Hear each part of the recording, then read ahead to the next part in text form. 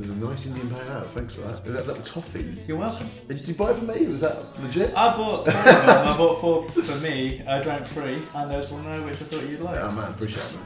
Right, vlog time. Okay, so we're doing a new series of vlogs where we meet interesting people and talk about interesting things. So today we've got this one. This is Billy from Arcaves. How's it going, Billy? Yeah, good, thank you. How are you, Vish? I'm good, thank you. What is it to be a musician in this day and age?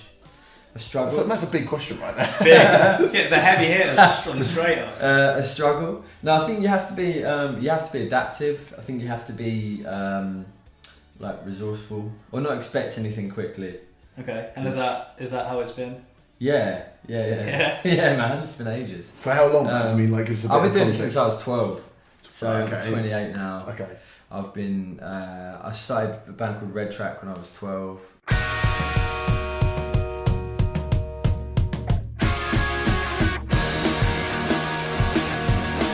What happened with them? It did well. Yeah, we signed with a label called Club Fandango that were part of Fierce Panda. They did like a couple of Coldplay releases and stuff.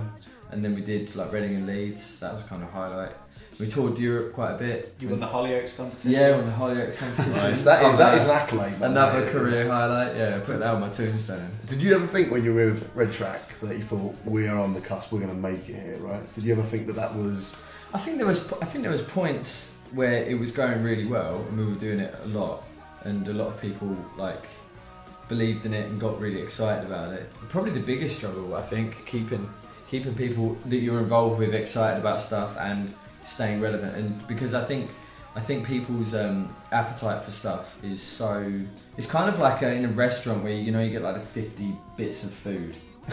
You have to. Tatmas restaurant. Yeah, no, like the proper high-end Michelin. We're talking like sketch. Yeah. You get like a kind of like crocodile claw. That's our something, Tatmas, basically. Yeah, and you have to kind of be out of the 50 bits of food in that person's life, which is the general public. You have to be like the best turtle's head.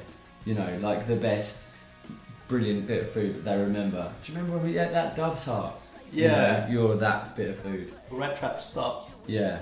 And there's a couple of projects, I guess, in the middle. Now you're with Arcaves. What's the difference? How's that transition gone? I kind of did a band called BB for a bit, and then a band called Casablanco.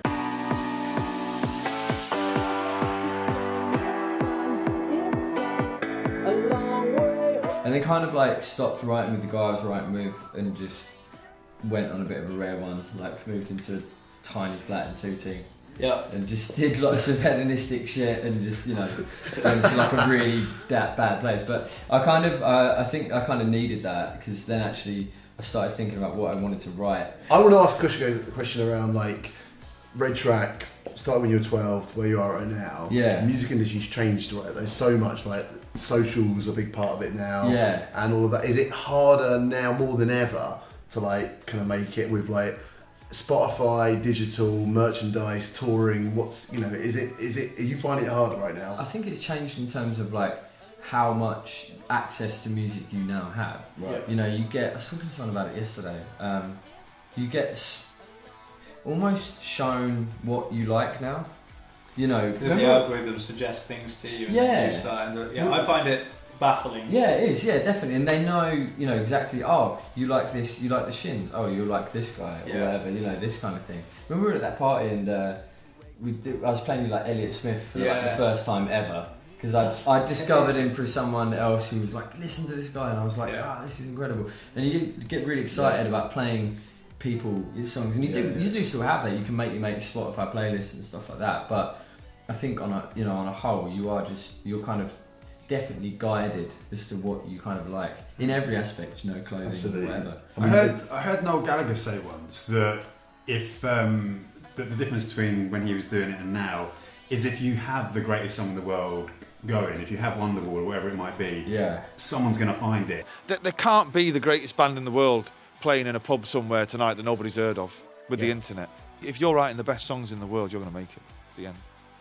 Do you think that's true, or do you think that because there's so much noise out there, it's actually more difficult to find it? Or do you actually think if you are the next big thing, you're going to get found based on quality alone? I've like played and written with people that, and in my mind, I'm like, that is one of the best songs I've ever heard. There's a guy called Phileas Williams. You might just work.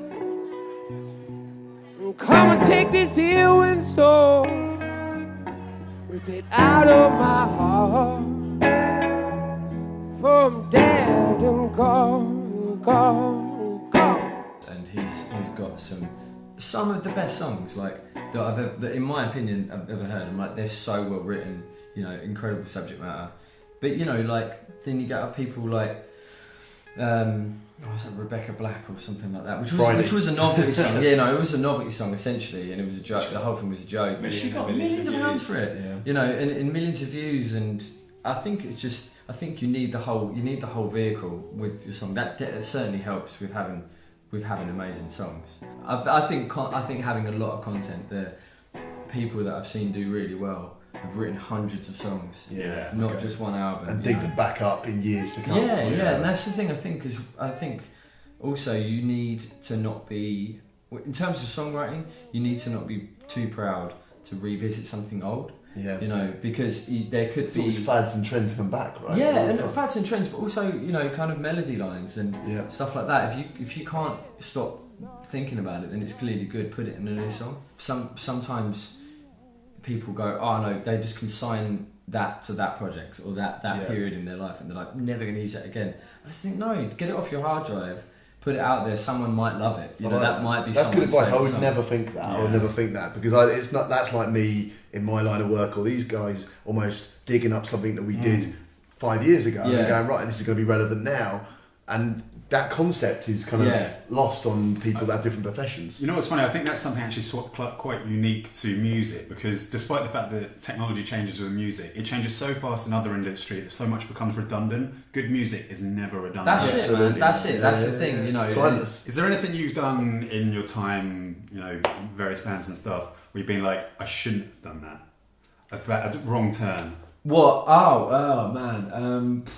Tough question. Yeah, that's a really good question. I heard, can I interject and just see if this is the right thing or not? Yeah. Where you release stuff too early, or release an EP and you should release an album, release a single and you should have released an EP. Do you know what, interestingly, I mean, I think with the end of Red Track, we had a song called The Trier. Basically, we were like, this is their song. This morning I woke up alone, felt like a stranger in my own bed.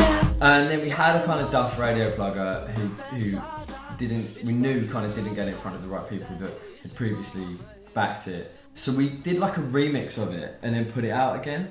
But by that time it was a kind of tired asset. Do you know what I mean? So then everyone was like, oh, it's just the same song but a bit of a remix. Okay. You know, a few months later. That looked really good. And I'd say if I could go back, I wouldn't change much because I've had a good time. But like, if I could go back and do that differently, I'd probably have tried to write another song and then release something else and keep it kind of moving forward. I think you can get caught up in the song quite a lot. Believe in your own hype that it's that good, or I think just maybe believe the people around you that it's that good. Okay. But I think that's why you have to keep the creative process going. So there's that element of being like, doing great music, but also being a really like cool, affable frontman. So one thing like Blossoms at the moment, their music can be like that, but I think they're brilliant. But he's a great frontman. He gets the crowd talking. He talks to the crowd and has that dialogue. The guy that would produce the first Red Track album, a guy called Jay Stewart, was always like, he'd come and watch the gigs, and he'd always go, you know, he does this little shoulder movement, and he's like, I want that, you know, like this kind of like curled lip, like attitude, you know. Yeah. And even if we're playing to like 4 people, which we did a lot, you know, you have to like have that bit of front. You're the front man. Do you know what I mean? You know, you can't. That's a really good point. Don't like diminish your performance to matter how many people's in front of, right? Yeah, that's the thing. Yeah, definitely. And I think you're carrying. You know, you're kind of carrying it, and don't. I don't understand it when they're kind of whole like rude frontman thing. I don't get that, because I just find it. I'd find like it really hard to think of ways to piss off a load of people at once. I'd be like, really difficult. And also really kind of like counterproductive as well. Yeah, exactly. Yeah, like, oh, you're all dickheads. Buy our music.